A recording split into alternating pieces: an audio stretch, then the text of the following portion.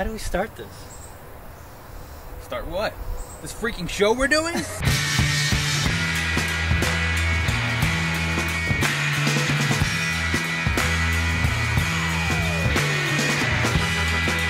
Yeah, so we have a camera and we're on the internet and stuff, so we're gonna talk to you guys like we're awesome, and hopefully you'll watch it. So here's the deal: we're going to attempt to try to get together every Monday afternoon and talk about stuff that we've found enjoyable, whether it's some music or a movie.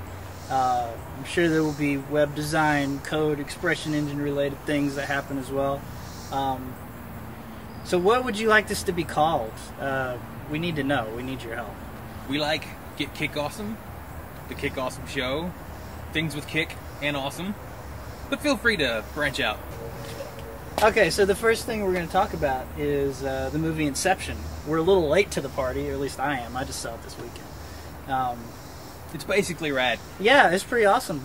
It's about dreaming and doing really cool things in dreams, and watching Joseph Gordon-Levitt look really happy about falling off of a bridge in slow motion.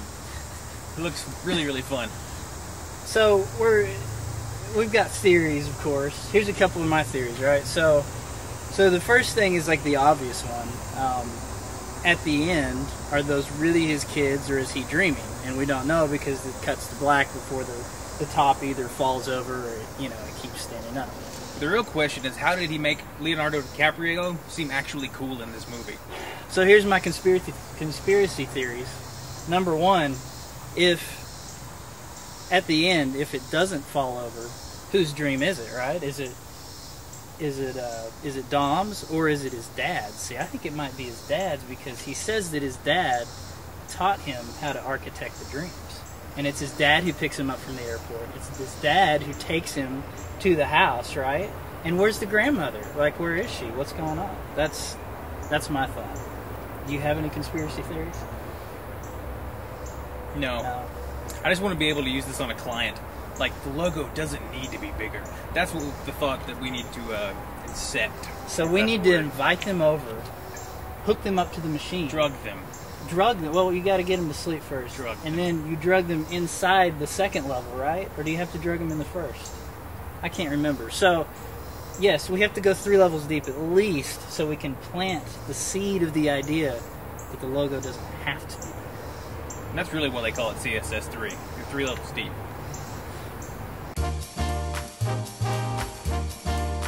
We're going to do a segment on the show where you guys write in with questions and we'll answer them. And this week's question comes from Brendan Underwood, who's from iPixel. That's ipixel.com.au because he's an Aussie. He asked when we're going to have the ExpressionEngine Ninja t-shirts that we did for EECI in San Francisco available. We're actually talking with Ellis Labs to see if we can do those on demand, or you guys can buy them just as you want, or we're all going to do a pool and you can donate, and we'll have a bunch of shirts for everybody that donates for the next conference. Hopefully get those guys to you. To you guys at the conference. We'll just pack an extra big suitcase for that one. But thanks, Brendan, for writing in, and we'll catch you next time.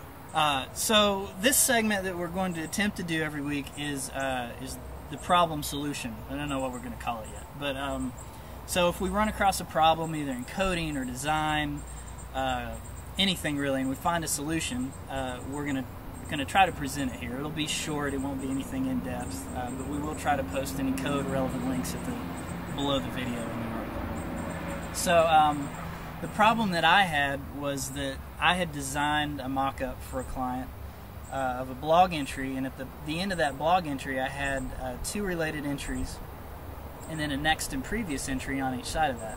And along with that I actually had thumbnail images from the articles. The problem is ExpressionEngine's built-in next and previous tags don't support custom fields. So what I ended up having to do, I used an add-on called Nearby Entries. It's from Engaging.net. When I first installed it, it supported custom fields, but it didn't support EE2's field type. So, file field type. But it turns out I emailed Adam over in Engaging.net, and within an hour he had updated the entire add-on to support that. So amazing. That's awesome.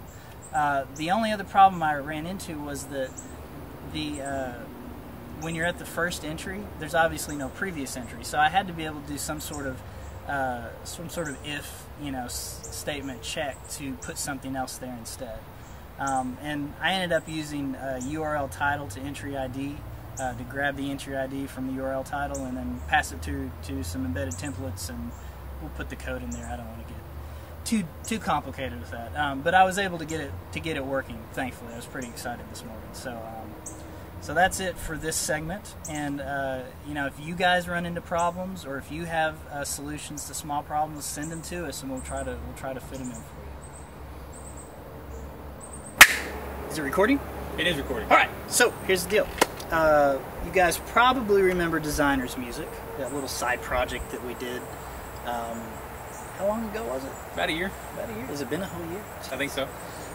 So obviously we like music. We make music. We're involved in music in any possible way that we can. So part of this segment is that we're going to tell you about a really cool album or song that we found recently that we really like. So go. My recommendation for this week is also free, so get on top of that. It's actually an album called Lifesaver from Zoo 7.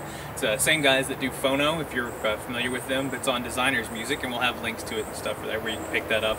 Really solid album. It goes from kind of soft, mellow stuff to some big, fat, nasty riffs, which I happen to love. So that's definitely a good pickup there, and that's my call for this week. Okay, and mine is actually sort of strange for me. I'm not usually an R&B guy, but I was really a fan of Kanye West's 808s and Heartbreaks, and a guy named Max Justice has put together sort of a remix of part of the album. It's called 8 from 808s and Heartbreak, and it's also a free download. So we're going to link that up for you and go check it out. Like I said, the original album is great, but this even builds on it, and it's even better, so it's great to work to. So free music, definitely pick it up. We'll catch you next week.